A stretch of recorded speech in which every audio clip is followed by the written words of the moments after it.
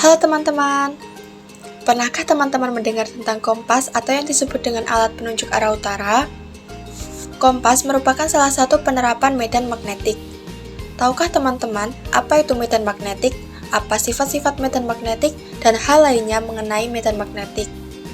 Nah, agar pertanyaan itu terjawab, kita akan membahas materi ini secara lengkap di video kali ini. Sebelum itu, perkenalkan kita dari kelompok 7 yang beranggotakan saya, Retno Aprilia Purwanti absen 27. Saya Cengika Aryani, nomor absen 2. Saya Farda Fatiatul Aulia, nomor absen 11. Saya Gunawan Setiaji, nomor absen 15. Saya Muhammad Faisal Al-Falah, absen 20. Saya Solha Oktaviani, nomor absen 30. Pada kesempatan kali ini, kita akan membahas mengenai pengertian medan magnet, sifat-sifat magnet, jenis bahan magnet, percobaan Ørsted dan Biot-Savart, gaya Lorentz, serta aplikasi gaya magnet dalam kehidupan sehari-hari. Medan magnet adalah suatu medan yang dibentuk dengan menggerakkan muatan listrik atau arus listrik yang menyebabkan munculnya gaya di muatan listrik yang bergerak lainnya. Putaran mekanika kuantum dari satu partikel membentuk medan magnet, dan putaran dipengaruhi oleh dirinya sendiri. Sebuah medan magnet adalah medan vektor yang berhubungan dengan setiap titik dalam ruang vektor yang dapat berubah menurut waktu. Arah dari medan ini adalah seimbang dengan arah jarum kompas yang diletakkan. Ada dua jenis sumber magnet yang menghasilkan medan magnet, yakni sumber alamiah dan sumber buatan. Jadi medan magnet merupakan medan gaya yang berada di sekitar benda magnetik atau di sekitar benda konduktor berarus. Medan magnet dapat digambarkan dengan garis-garis gaya magnet yang selalu keluar dari kutub utara magnet dan masuk ke kutub selatan magnet. Sifat-sifat magnet. Yang pertama, magnet dapat menarik benda. Sifat magnet yang pertama ialah dapat menarik suatu benda lain. Beberapa benda yang bisa ditarik berasal dari bahan logam, besi, baja, dan masih banyak lagi. Yang kedua, medan magnet membentuk gaya magnet. Magnet memiliki dua kutub utama, di antaranya kutub utara dan kutub selatan. Kutub magnet adalah daerah yang berada pada ujung-ujung magnet dengan kekuatan magnet paling besar. Yang ketiga yaitu magnet memiliki dua kutub. Gaya magnet tidak hanya ada di kutub-kutubnya saja, namun gaya magnet dapat timbul di sekitar magnet. Daerah magnet memiliki gaya magnet biasa disebut dengan medan magnet. Yang keempat, kutub magnet tidak dapat tarik-menarik atau tolak-menolak. Gaya magnet memiliki gaya tarikan dan gaya tolakan. Apabila kutub yang sama didekatkan, akan saling tolak-menolak. Begitu sebaliknya. Jika kutub utara dan kutub selatan didekatkan, maka dengan begitu akan saling tarik-menarik. Yang kelima, sifat magnet dapat hilang. Sifat lain dari magnet yakni dapat menghilang atau melemah. Hal ini disebabkan adanya perbakaran jatuh secara terus-menerus pada magnet tersebut. Jenis bahan magnet. Berdasarkan sifat kemagnetannya, jenis bahan magnet secara umum terbagi menjadi dua, yaitu bahan magnetik atau ferromagnetik dan bahan non-magnetik. 1. Bahan magnetik. Ferromagnetik adalah benda yang dapat ditarik dengan kuat oleh magnet. Jika benda jenis ferromagnetik berada dekat dengan magnet, magnet akan menarik benda tersebut. Selain itu, benda yang termasuk bahan ferromagnetik dapat dijadikan suatu magnet. Contoh benda ferromagnetik adalah baja, besi, nikel, dan kobalt. 2. Bahan non-magnetik.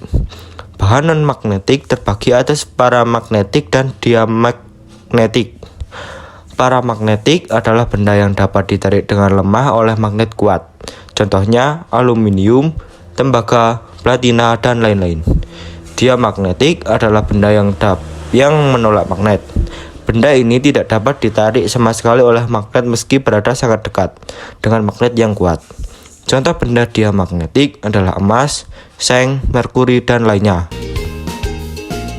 Percobaan Ørsted dan Biot-Savart.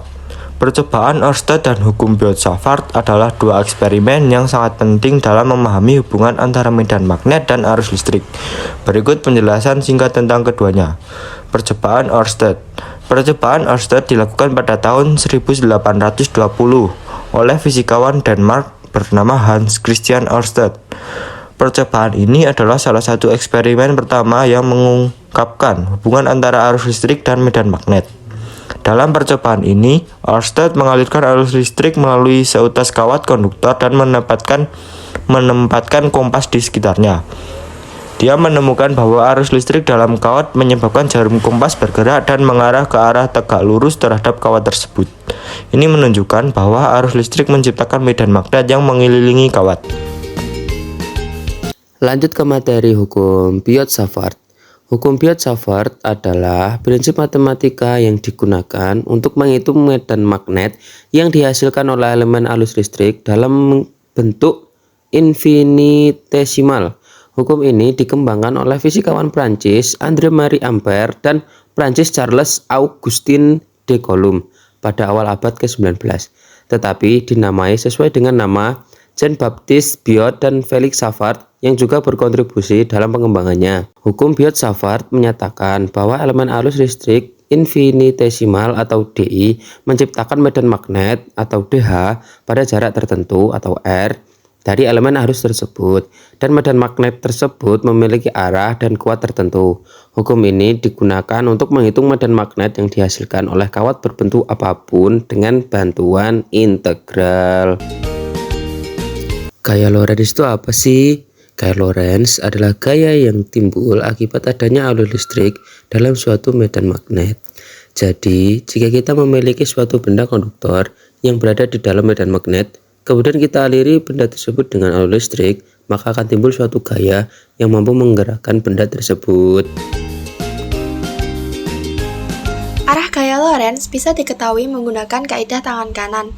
Ibu jari menunjukkan arah arus listrik yang disimbolkan dengan I, 4 jari lainnya menunjukkan arah medan magnet yang disimbolkan dengan B, sedangkan telapak tangan menunjukkan arah gaya Lorentz yang disimbolkan dengan F.